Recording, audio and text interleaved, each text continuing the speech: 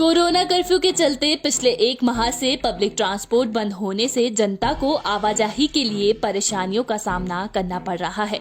ऐसे में लोगों को हेल्थ इमरजेंसी व जरूरी सामान की खरीदारी के लिए कई किलोमीटर पैदल सफर करने को मजबूर होना पड़ रहा है, जिसके चलते शहर में इमरजेंसी के बीच ऑटो चालकों का पुलिस चालान कर रही है। ऐसे में गरीब व्यक्तियों को सबसे ज्यादा दिक्कतें पेश आ रही है।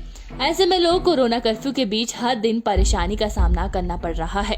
जनता ने सरकार और प्रशासन से मांग की है कि इमरजेंसी के बीच पब्लिक ट्रांसपोर्ट ऑटो चालकों को अनुमति प्रदान करे, ताकि लोगों को शहर में 3 से 4 किलोमीटर के दायरे में आवाजाही के लिए सुविधा मिल सके।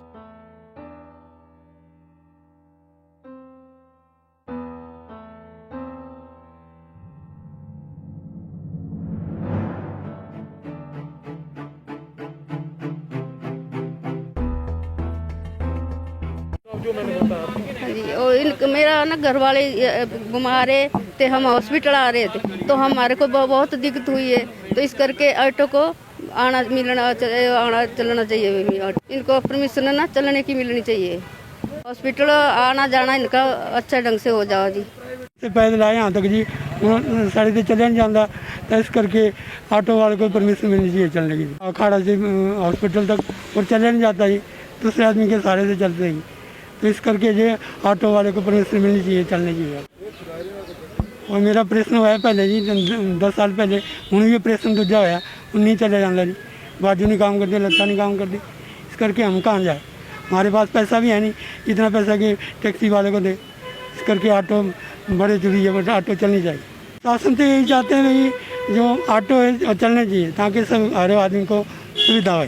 सबसे पहले तो जी मैं सरकार की निवेदन करता हूँ, पहले कि अगर आप ऑटो रिक्शा नहीं चलने देते हैं, अगर ऑटो रिक्शा को चलने की अनुमति नहीं है, टैक्सी या ऑटो रिक्शा को, तो कम से कम उनको राहत दी जाए, ताकि वो घर में अपने परिवार का पालन पोषण कर सके। अगर आप राहत नहीं दे सकते तो कम से कम जो रिलैक्सेशन टाइम चला हुआ है, जिसमें आम पब्लिक को आपने अभी देखा ही है कि कितनी प्रॉब्लम हो रही है। कोई बुजुर्ग है, कोई बच्चे है, कोई मरीज है जो अपने स्थानों को जाना है, मगर उनको किसी प्रकार की कोई भी सुविधा नहीं मिल पा रही है।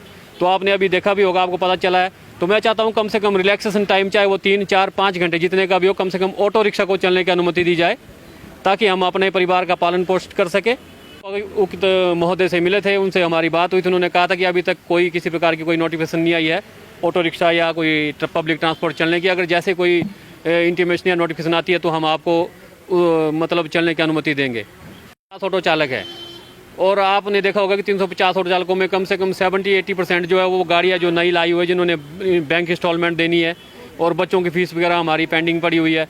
बाकी राशन पानी का खर्चा, अन्य कई प्रकार के जो रोजमर्रा के खर्चे वो भी हमारे को मतलब अपनी जेब से पेंडिंग पड़े थे, जेब से देने पड़ रहे हैं। मगर आज स्थिति ऐसी हो गई है, इनकमिंग हमारे पास है ही नहीं, आउट गोइंग जो है वो हज़ारों में जा रही है।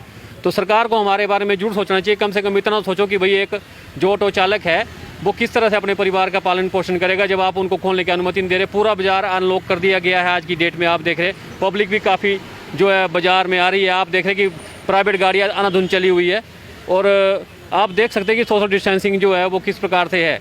आप प्राइवेट गाड़ियों में देखो, कम से कम 4-5 बंदे आ रहे हैं बैठ के। अगर आप पब्लिक ट्रांसपोर्ट खोल देते, टैक्सी या ऑटो रिक्शा चलने की अनुमति देते, तो कम से कम सोशल डिस्टेंसिंग का तो रहेगा। हम सरकार से यही निवेदन करते हैं, जो भी सरकार की प्रोटोकॉल होगी कोविड को लेके, वो हम उनका पालन करेंगे। और कम से कम मतलब आज हमारी ये स्थिति हो चुकी है कि अगर 2-4 दिन हम और रहे तो हमारे को भूखे मरने की नौबत आ जाएगी। कम से कम जो है रिलैक्सेशन टाइम हमारे को चलने की अनुमति दी जाए। पंजाब केसरी टीवी के लिए कुल्लू से दिलीप ठाकुर की रिपोर्ट।